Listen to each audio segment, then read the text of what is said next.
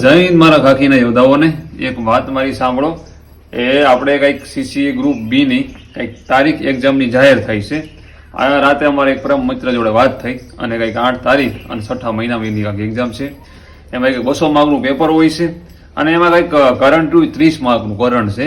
અને કરંટ તમે જુઓ કોઈ પણ એક્ઝામમાં છેલ્લા લાસ્ટ 6 મંથનું પૂછતા હોય લોકો, અને એમની જોડે મારે વાતચીત થાય અને એમની લોંગ ટાઈમથી પ્રિપેરેશન કરે છે, ડેલી કરંટ પણ કરે છે. એટલે મારા પોઈન્ટની વાત એ કરવાની છે કે એમને આ બુક આપણી જે રહી કરંટની બુક બનાવીને એ કરંટની બુક એમને કાલે આખી વ્યવસ્થિત રિવિઝન કરી. મને કરણભાઈ એકદમ મારું જે કરંટ હતું ને એ એકદમ વ્યવસ્થિત રિવિઝન થઈ ગયું. કેમ કે અત્યારે તમે કોઈ પણ પબ્લિકેશન લ્યો એટલે મહિનાનું તમે મેગઝીન લ્યો એટલે 100-150 પેજનું હોય, એટલે 6 મહિના તમે રિવિઝન કરો ને તો 700-800 પેજ થઈ જાય, એનું રિવિઝન થાય નહીં.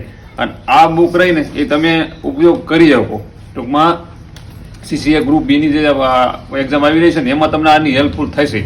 એટલે મેં 6 મહિનાનું વ્યવસ્થિત આમાં નોટ કર્યું છે, તમને 100% ઉપયોગી થશે. અને તમે સીસીએ ગ્રુપ બી ની તૈયારી કરો છો, દેખાય વોટ્સએપ નંબર આપણો છે, એમાં જઈને તમે ડેમો મંગાવી લો. ડેમો તમે જોવો, તમને યોગ્ય રહે પછી પીડીએફ લેજો. કેમ કે ડેબાની આવી સુવિધા છે, એટલે ડેમો એકવાર જોઈ લેવો અને પછી તમને યોગ્ય રહે ને તો પીડીએફ લઈ. હું એવું તમને કહું છું કે હમણાં બિલીફની કાંઈક એક્ઝામ લેવાની એમાં ઘણા કાંઈક ક્વેશ્ચન આપણા બુકમાં તેમાં દેખાણા હતા. અને 165 પેજ છે આ બુકના. કેટલા?